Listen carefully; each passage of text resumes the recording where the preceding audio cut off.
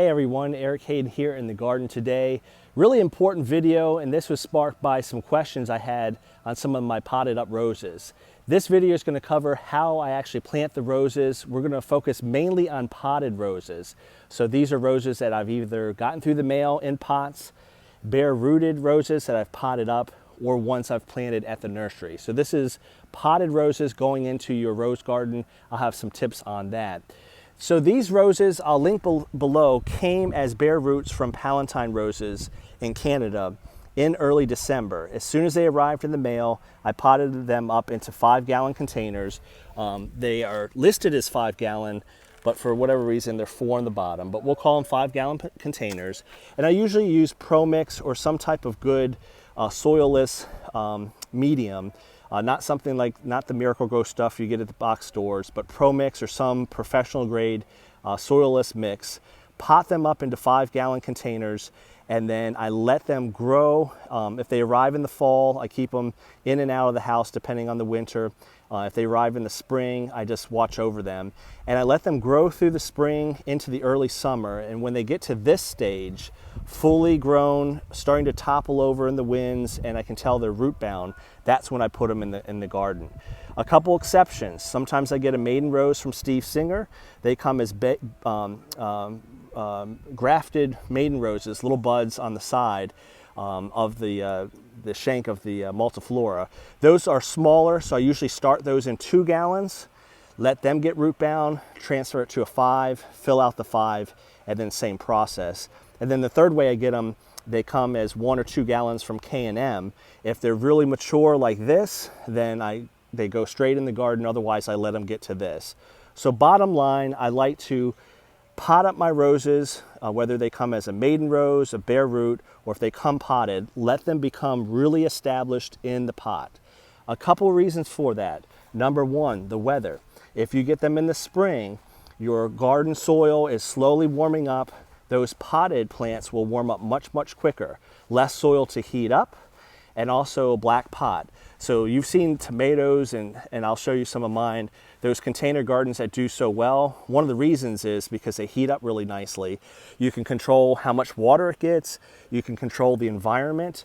If there's some frost predicted or a windstorm, you bring them in. The other thing I like about establishing them really nicely in pots before they go in the garden, we did this with Sunny Sundays. It was much bigger when we planted it. So while it wasn't quite as big as the surrounding roses, it was closer, more mature, more able to stand up and reach the sunlight with more mature bushes around it. So one of the huge advantages of it is you're preparing it for the garden, you're really bolstering its growth by babying it along, keeping it out of wind and cold temperatures, watering it, fertilizing it, doing whatever you need precisely in a controlled environment, which the pot is, because you can bring it inside and you can also control what's going on. It's not competing with all the other roses in the garden for nutrients yet, as it's a baby. Some proof in the pudding. I've done this for a long time. Again, Bob Martin, president of the American Rose Society, has written articles on these, so it's not a new thing to do. On the left is Dolly Parton, on the right is Double Delight. Both came as bare roots a couple years ago from Palatine, potted up in 5 gallons, sometime late June, July. Once they become root bound, did the same thing in New York. Then I plant them in the garden. Secret and also Pope John Paul II are 2 other ones that I have done that method as well. So it works really, really well. Again, potting up your bare root roses fall or spring, excuse me, until they're established, then putting it in the garden. So how do you know it's ready? Let me show you how I know that the rose is definitely ready to plant. So one way I know it's ready is they become top heavy, super tall like this. Sometimes they'll blow over in the wind. They need to be watered daily because there's mainly a lot of roots in there. So that's one way to know that they're ready. You can lift up on the cane itself near the bud union very carefully, and if it's developed a root ball, it's not falling apart, it's ready to plant. And I tend to plant these when it's been dry for a couple days. I don't want that root ball wet. I don't want it falling apart. A couple tricks with that.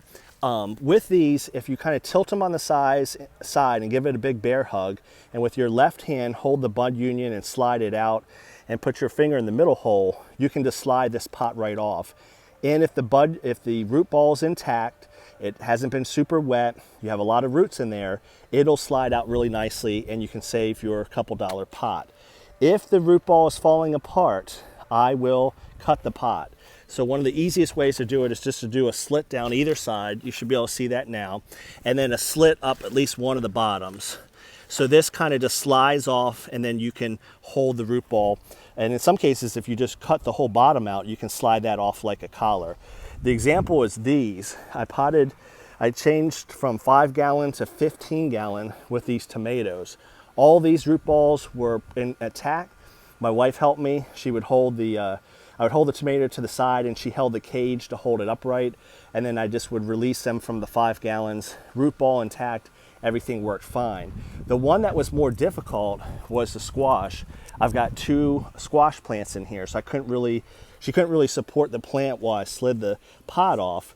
And I like to keep my pots as much as I can because they're not super cheap. You know, a couple dollars a pot adds up. So with this one, we just cut it, and that's what you see right here. So you can do slits on the side, slits on the bottom, and that will allow you to get the plant out with the root ball intact, and that's super important.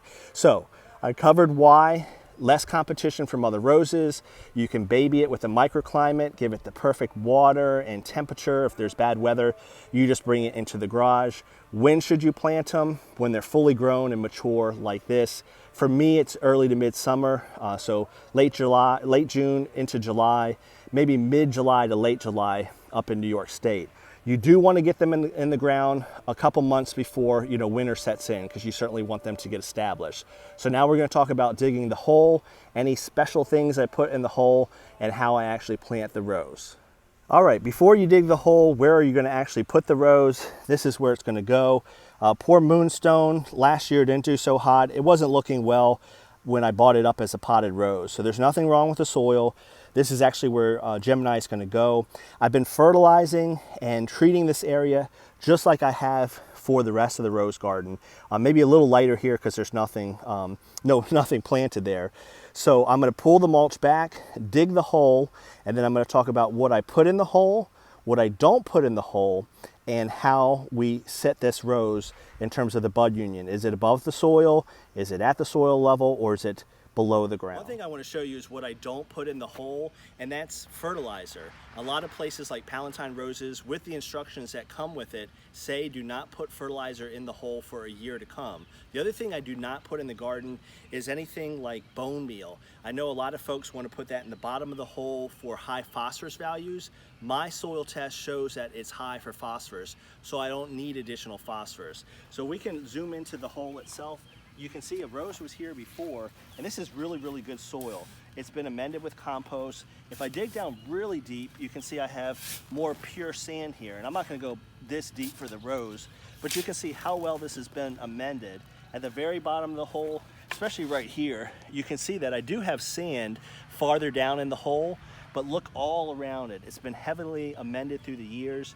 So the only thing that I'm actually gonna add to the hole is just a little bit of compost. This is the same stuff that I got in the van. If you saw that video a couple videos ago, I'll mix in a little bit of compost.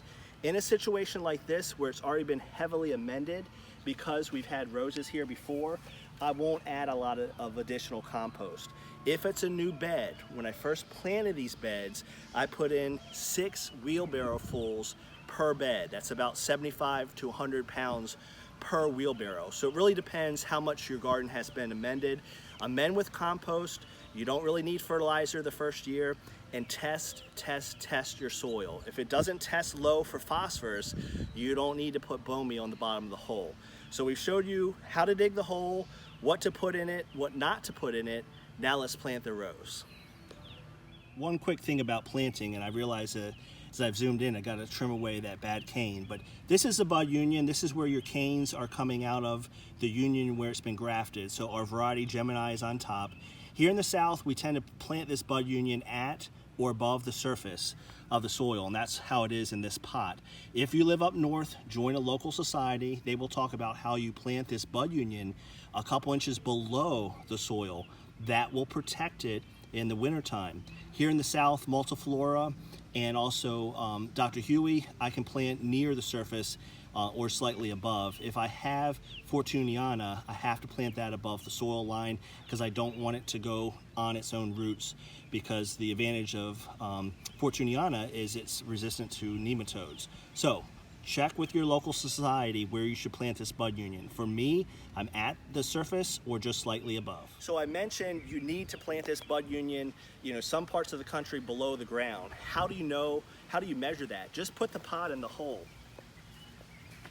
So in this case, I can see by putting the pot in the hole, that's actually pretty good. The bud union itself is at the surface or at the level of the soil, and I'm good to go. If I was up north, I would know I need to dig a little deeper so that bud union's below the ground. Use your pot as a guide. Dig the hole first, put the pot in the ground. If your bud union needs to be below the level or above the level, you'll be able to determine that by putting the pot in the hole. So we're just about ready to get started. One thing I should mention, I inched the hole over a little bit. You want to line up with your other roses because you don't want them too close, otherwise they can get diseases. So I did inch the hole over a little bit. As far as the pot goes, give it a little squeeze. Then on the bottom of these pots is usually a hole, and you can just slide the pot out, and then the rose will come out. If you have any trouble, if the root ball is giving you some trouble, that's where I would go ahead and cut the pot, because you don't want to use that root ball. So we're going to try to do it in one swoop. One hand on the rose, one finger through this hole, slide out. Here's your root ball. Look at all those beautiful roots, right? Good stuff. Put it in the hole, and then sometimes I'll align it. You'll see the fingers of the cane to the face toward me. So sometimes you need to rotate a little bit, but that's it. So now I'll backfill with the native soil, add a little bit of compost, and I'm good to go. So we are all set. I haven't put the mulch back yet. I don't stomp on the soil. I pull it back toward the bud union, and that will sink a little bit as I water. And once that happens, then I'll pull the mulch back. You can see behind it, the plant is just as big. This is one that came as a 1 or 2 gallon from K&M roses last year. So by potting it up, it's already at least as big as that. The roses behind it obviously are on the big side, but the sun will be setting toward that direction. So these will get most of the sun through early afternoon. And as an example, I think it's only 2 years. This one on the right is Louise Estes. Came as a maiden from Steve Singer. I think it was spring of 2019. Potted in a 2 gallon, potted in a 5 gallon, then eventually planted summer of 2019. You can see 2 years later, it is huge. So using that method, whether it's one from the nursery and you pot up bigger, or you're getting a bare root or a maiden rose, has been fantastic. Comment below, how do you plant your roses? I know I used to live up north. We had to plant the bud union below the ground. Do you have a method that I'm not aware of? Do you use the potted method? I failed to mention it also gives you a chance to test the rose. How does it do in your area? Is it really the color you want? Is it growing like you like? Roses do vary, even the same variety, depending on how they've been shipped and budded. Sometimes you can get great roses that grow well across the country, but not as well for you, either because of your climate or just that certain rose, the way it was grafted. So comment below. Again, that's our newly planted Gemini, next to Claire Elise, Louise Estes, and Crescendo. And that's more compost, because I've got one more rose to plant. Mr. Moonstone. Take care, everyone.